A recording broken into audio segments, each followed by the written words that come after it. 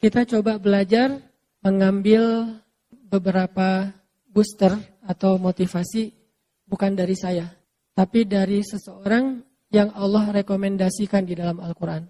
Walaupun mungkin boosternya itu tidak ada di YouTube, nggak ada di Instagram. Tapi followersnya memang banyak sini orang. Cuman dalam bentuk yang berbeda. Yang punya aplikasi Al-Quran, coba buka HP-nya surat 31, surat Luqman. Kisah tentang Luqman di dalam ayat itu disebutin di ayat 12 sampai ayat 19, satu halaman. Kita tilawah ya. A'udzu billahi minasy syaithanir rajim.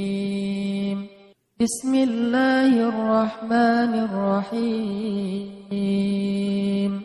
Wa laqad atayna Luqmanal hikmata an ishkur lillah. Wa man yashkur fa innama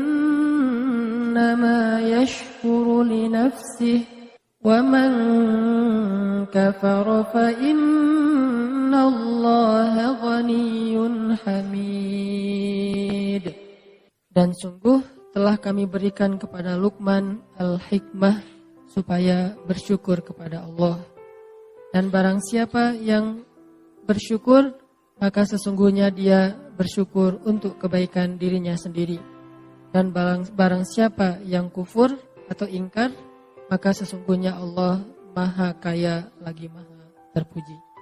Teman-teman, kalau kita baca surat ini, nanti kita akan menemukan nasihat-nasihat yang sangat berharga dari Luqman.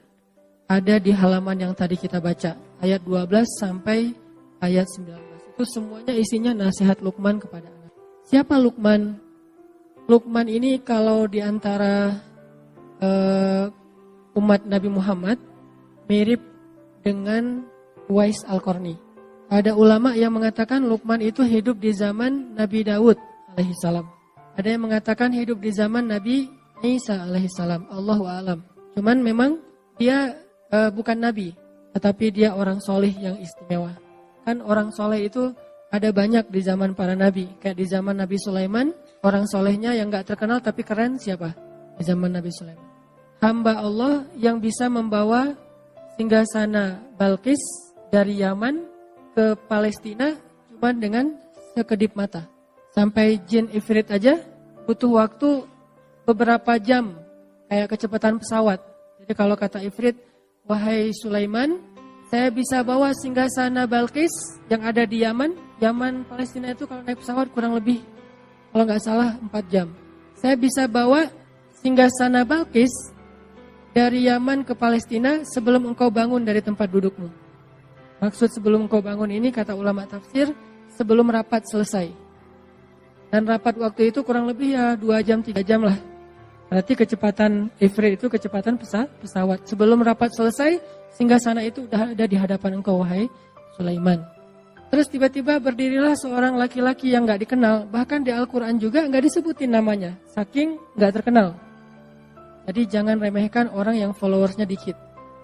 Belum tentu yang selebgram lebih soleh dan lebih istimewa daripada yang biasa.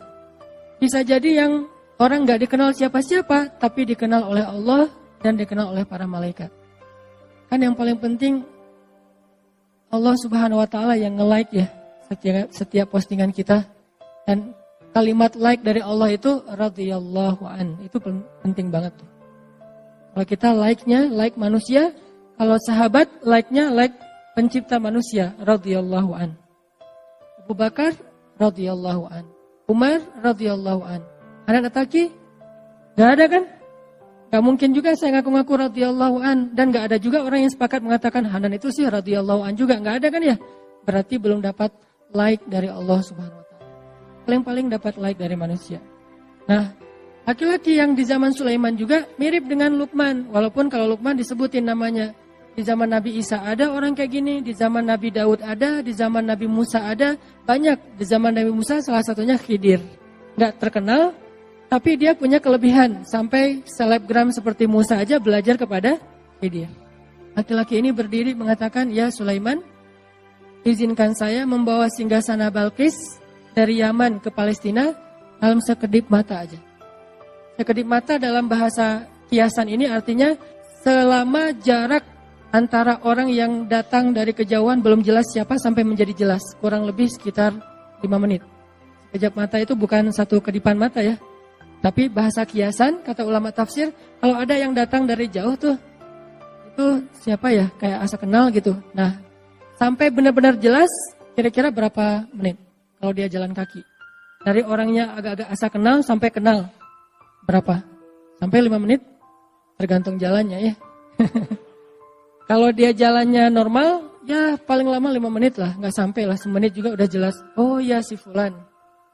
Walaupun kadang-kadang ada yang dari jauh juga udah ketahuan. Saking kita menandain banget ya. Wah dia datang ya ternyata gitu ya. Udah ketahuan. Dari wanginya, ada harum tertentu nih. Udah khas gitu teh. Siapa yang wanginya khas di antara sahabat? Mus'ab bin Umair. Kalau Mus'ab lewat satu lorong atau satu gang, cewek-cewek Mekah langsung nyari-nyari mana Mus'ab. Karena parfum yang dipakai Mus'ab itu nggak ada di Mekah. Satu-satunya yang pakai parfum itu cuma Mus'ab. Sampai Mus'ab kalau nyuci baju, orang-orang rebutan pengen nyuci baju Mus'ab biar disatuin dengan baju mereka sehingga aroma wanginya pindah ke baju mereka. Ini sahabat Nabi yang namanya Mus'ab. Selebgram zaman sahabat lah yang paling keren.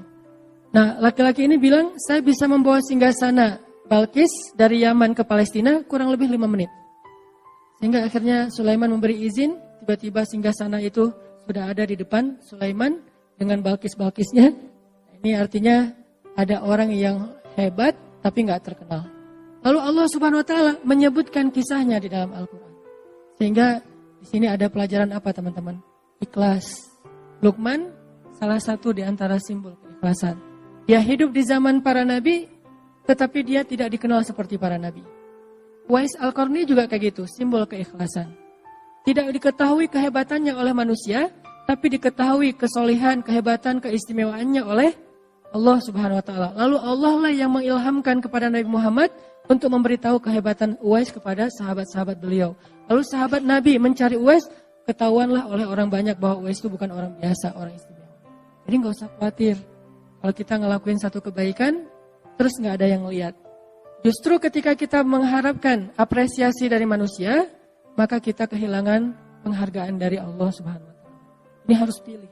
Kadang-kadang kita harus milih di hati kita nih, mencari penghargaan dari Allah, mencari nilai di mata Allah atau mencari poin di mata manusia. Rating siapa yang kita cari? Like siapa yang kita harapin nih? Like dari Allah atau like dari manusia? Ini soal hati ya, bukan soal gimana kita memposting sesuatu. Kadang-kadang secara zahir kita emang ngeposting sesuatu yang buat manusia nge-like. Tapi bukan itu yang kita cari. Ini masalah apa yang diharapin oleh hati kita. Sehingga kita tidak akan menjadi putus asa, berkecil hati, merasa kayak nelangsa gitu. Kalau ada kebaikan yang kita lakuin, orang gak tahu. Ada kebaikan yang kita lakuin, orang gak menghargai. Ada kebaikan yang kita lakuin, malah orang menafikan gitu. Mengingkari. Karena Allah Subhanahu Wa Taala alimun, syahidun. Allah maha tahu, Allah maha menyaksikan, Allah maha basir, maha melihat. Dan gak ada yang sia-sia. Sehingga akhirnya Allah mengisahkan kisah laki-laki itu di zaman Sulaiman.